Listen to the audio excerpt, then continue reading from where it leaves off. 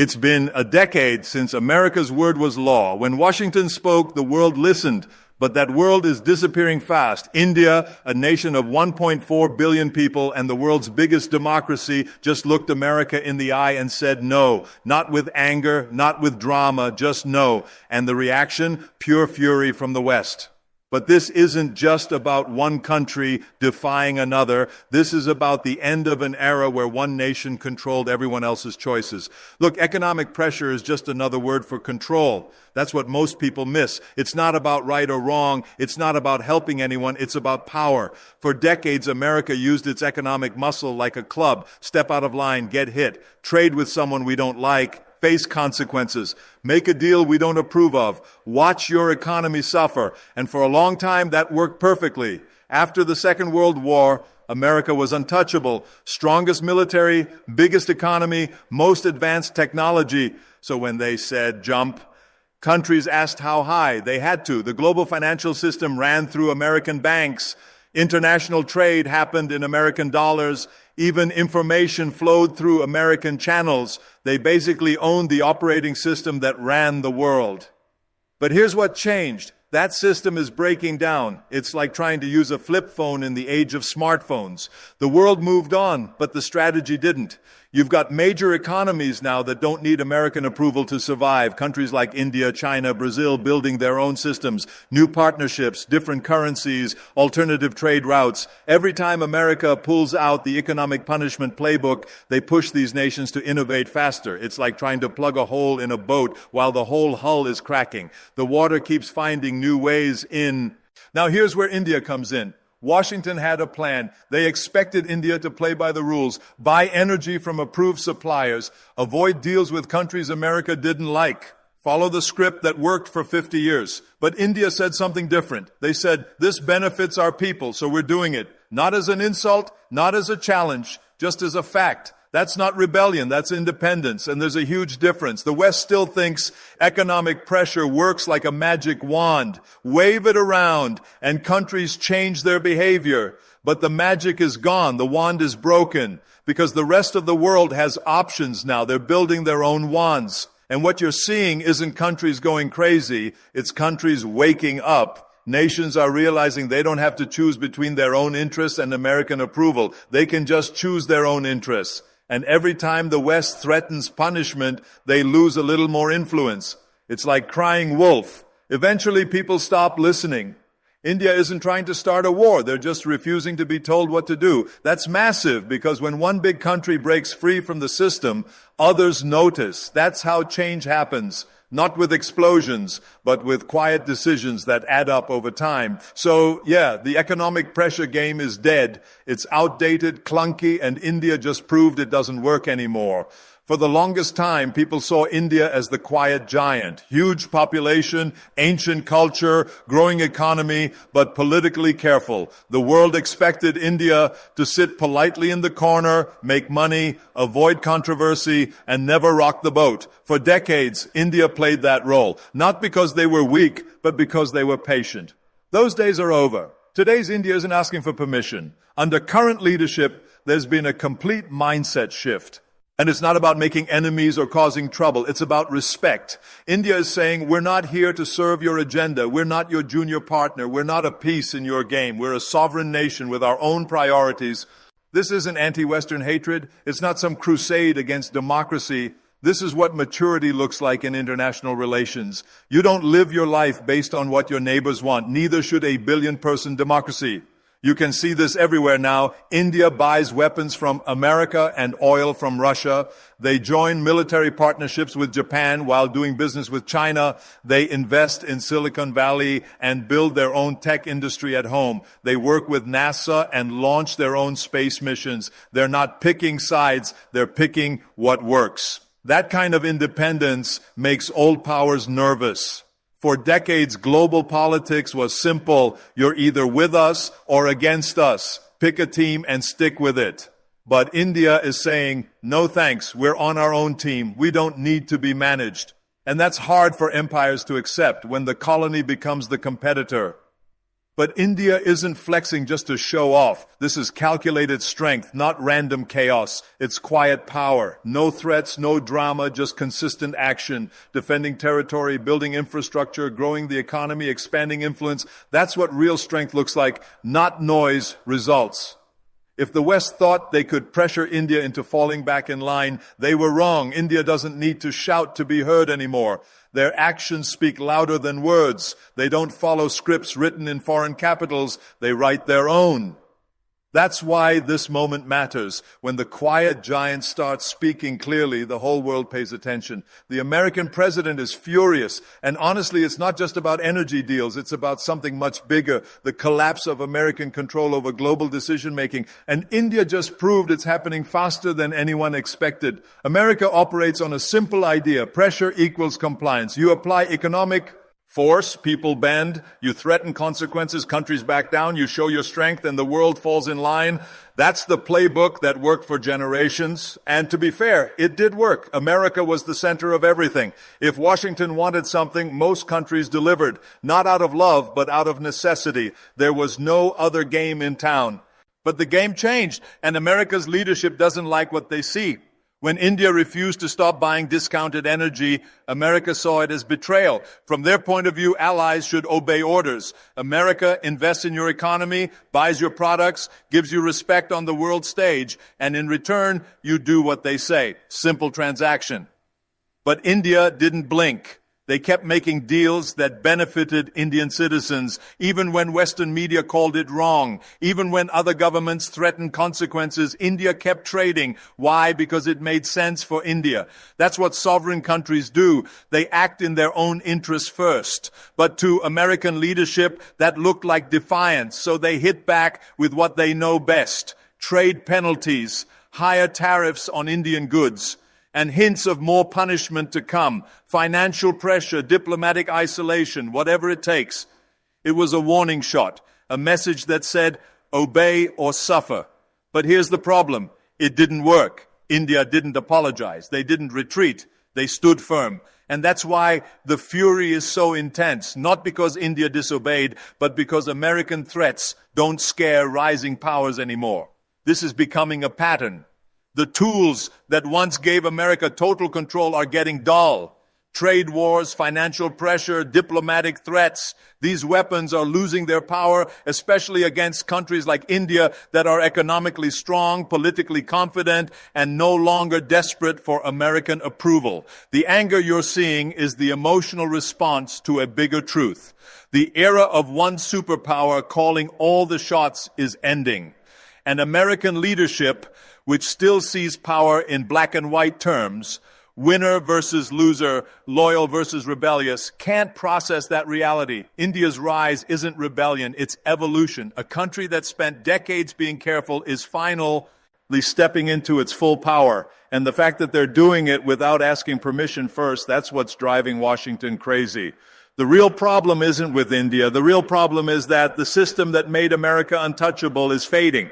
And India is just one of the first to walk away from the shadow. People talk about politics and alliances, but when it comes to survival, it's really about energy. That's the foundation of everything. You don't run a modern economy on good intentions. You run it on power. And India understands this better than most. India's energy partnership with Russia isn't some political statement against the West. It's a smart business decision based on one thing: national interest. You've got a country with 1.4 billion people, one of the fastest growing economies on the planet, massive energy needs for manufacturing, transportation, and development. If you want to lift hundreds of millions out of poverty and compete globally, you need energy that's cheap, reliable, and secure. Now look at Russia. Cut off from Western markets because of sanctions, they need new customers, and they're offering huge discounts, sometimes 20 or 30% below market prices. That's not just a good deal. That's a strategic advantage for any country smart enough to take it. And India took it. While Europe scrambled for expensive energy alternatives and dealt with inflation, India locked in oil at bargain prices, quietly, efficiently, no drama. just good economics. That's not about supporting Russia, that's about supporting India. They're saying we'll buy from whoever gives us the best value, period. And that's exactly what a strong country should do. But the West doesn't see it that way. They wanted complete isolation of Russia, total economic cutoff. They assumed global pressure would force everyone to comply. But countries like India saw through that strategy. They understood that cutting off major suppliers hurts buyers too, not just sellers. So India refused to play that game. They paid in their own currency and Russia's currency. They bypassed dollar-dominated systems and negotiated directly. That's innovation, that's independence, and that's also a threat to Western financial dominance. Because if India can buy energy outside the dollar system and do it successfully, then others can follow. And that's the real fear in Washington. It's not about the oil. It's about the precedent.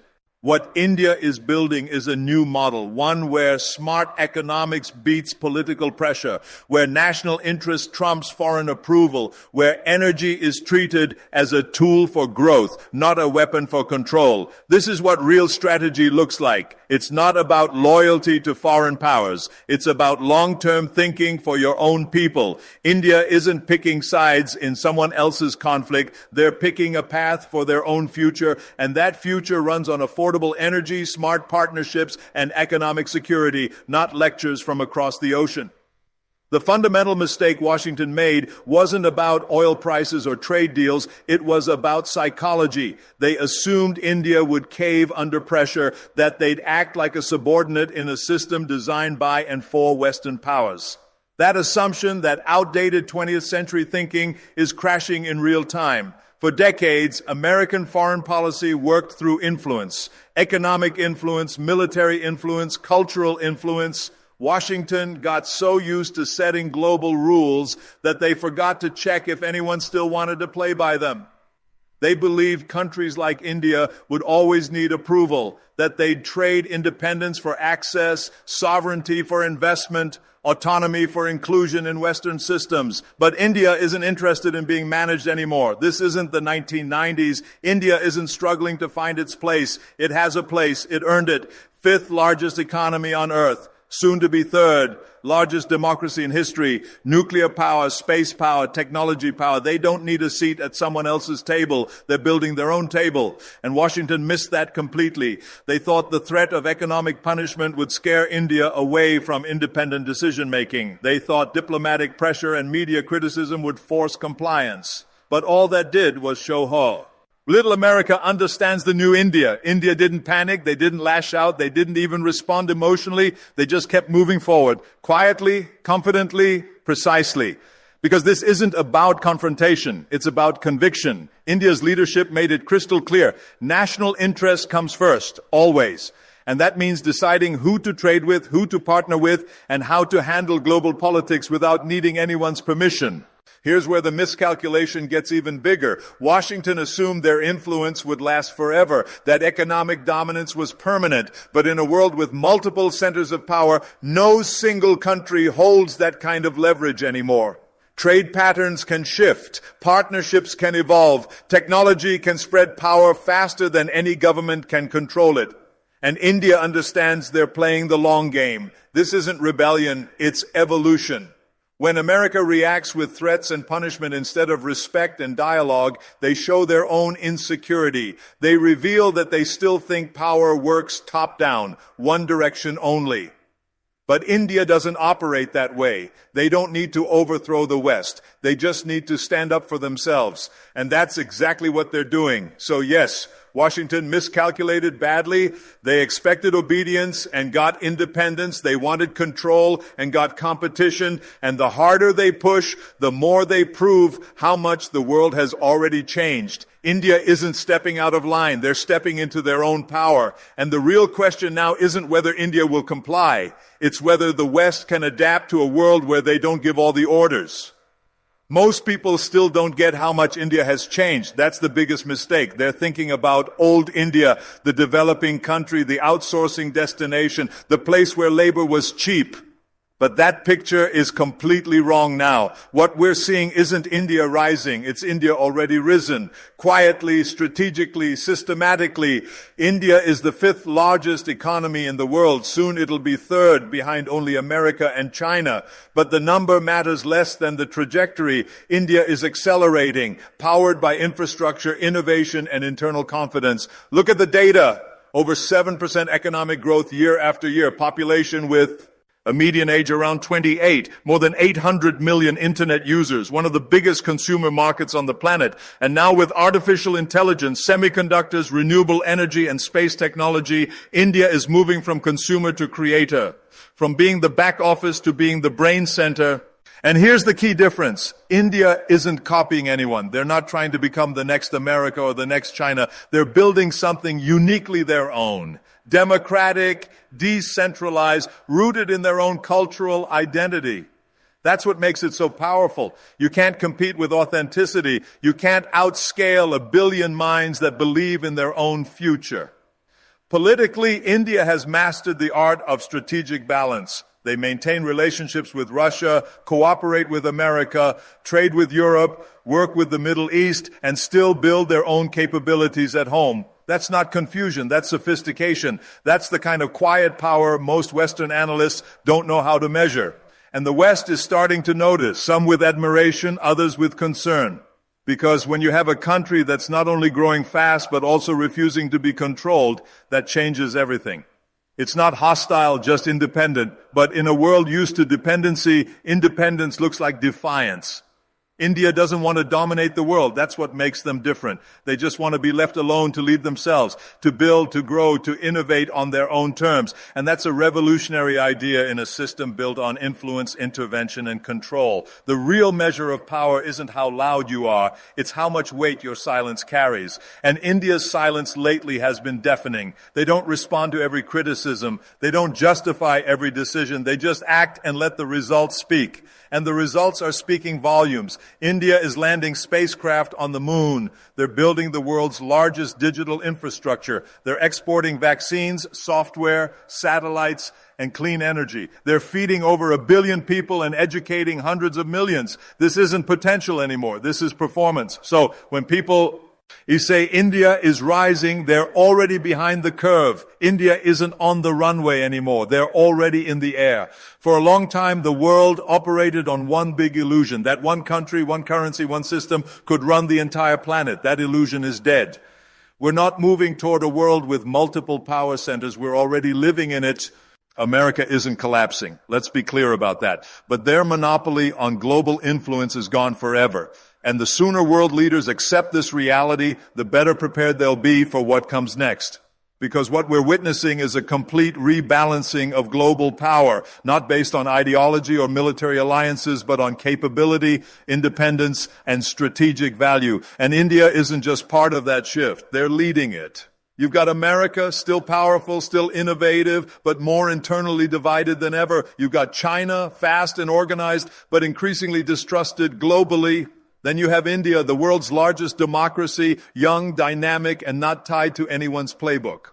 This makes the current moment historically significant. We're not just seeing new partnerships. We're witnessing the birth of new centers of gravity, new orbits of influence. India's approach to Russia on energy, to America on technology, to the Middle East on trade, to the developing world on diplomacy. That's not contradiction. That's the blueprint for post-unipolar politics. Old powers demanded loyalty. You're either with us or against us. That binary thinking doesn't work anymore. Not in a world where energy, information, and innovation are decentralized. Not in a world where artificial intelligence and quantum computing are about to rewrite everything from warfare to finance to medicine. India gets this.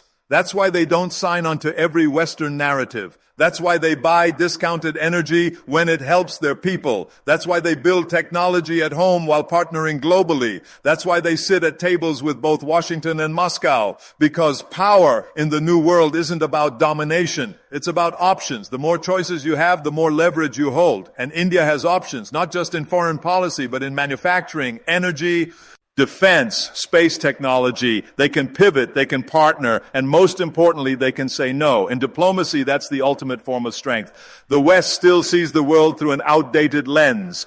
Enemies, allies, deterrence, punishment. But India is looking decades ahead towards self-sufficiency, strategic flexibility, technological sovereignty, and that's the future. Think about the internet. It didn't grow because one server controlled everything. It scaled because it became distributed.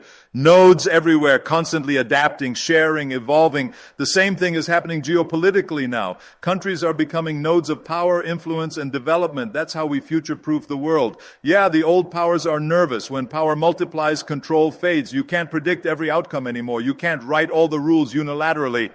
But here's the truth. That's progress. That's how real global cooperation begins, when no single player gets to decide everything, when we move from dominance to dialogue, from monopoly to multi-parity. This is where real leadership matters, not by trying to drag countries back into outdated systems or punishing them for independence, but by designing frameworks that allow many powers to thrive simultaneously. We need new institutions, new approaches, new thinking. We need diplomacy that's modular, partnerships that are dynamic, alliances that are flexible. Above all, we need to recognize that the future is not a chessboard. It's a network. And in a networked world, everyone matters, not because they're powerful, but because they're connected. That's the world we're building now. It's complex, it's chaotic, but it's also incredibly exciting. The unipolar dream is over. The multipolar reality is here. And India isn't just part of that new world. They're helping lead it. You know, history has these moments where the power lines shift, where the center of gravity moves, and the world doesn't notice right away. But it happens. Quietly, irreversibly. This is one of those moments. India isn't just making moves. They're making a statement, not in words, not in headlines, but in choices. Smart, bold, unapologetic choices. They're buying energy on their own terms, building technology on their own soil, forging partnerships that serve their own future, not someone else's past. And they're doing it without needing permission from Washington, Brussels, or Beijing. This isn't about being anti-West or pro-Russia or anything in between. This is about being pro-India. And that idea that a nation can rise without aligning, without begging, without playing by inherited rules, that idea is the future. The world isn't unipolar anymore. It's not even bipolar. It's becoming multi-vector, decentralized, distributed, and dynamic. And India is one of the architects of that future. The West can get angry. They can issue warnings. They can throw around sanctions and threats.